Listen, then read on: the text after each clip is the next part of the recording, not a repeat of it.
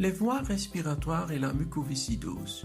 Ce dessin animé t'aidera à mieux comprendre ce qui se passe dans les voies respiratoires quand on est atteint de mucoviscidose.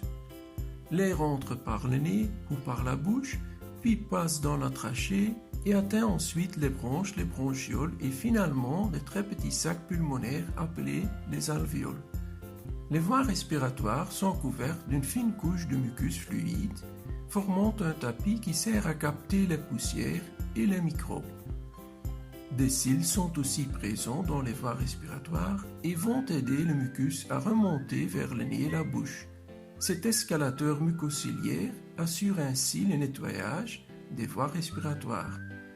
Chacun d'entre nous produit du mucus, mais dans la mucoviscidose, un canal appelé CFTR ne fonctionne pas bien, ce qui fait que les échanges entre le sel et l'eau dans tes voies respiratoires sont mal réglés et rendent ainsi ton mucus trop collant et épais. Ce mucus visqueux va immobiliser tes cils et bloquer l'escalateur. Un escalateur mucociliaire qui ne fonctionne pas bien va entraîner une accumulation et une obstruction des voies respiratoires. De plus, l'accumulation du mucus épais crée un environnement favorable pour l'infection par des microbes. Et donc dans la mucoviscidose, il y a un cercle vicieux qui comporte obstruction et infection qui vont abîmer tes bronches et les dilater. C'est ce qu'on appelle les bronchectasies.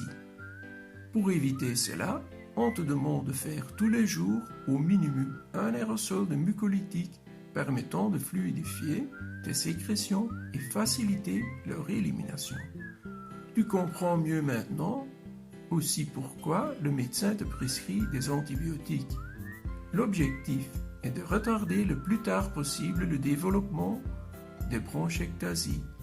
J'espère que tu as mieux compris ta maladie et n'hésite pas si tu penses que certaines choses ne sont pas encore claires pour toi. Je te propose de regarder les dessins animés Tout savoir sur les antibiotiques.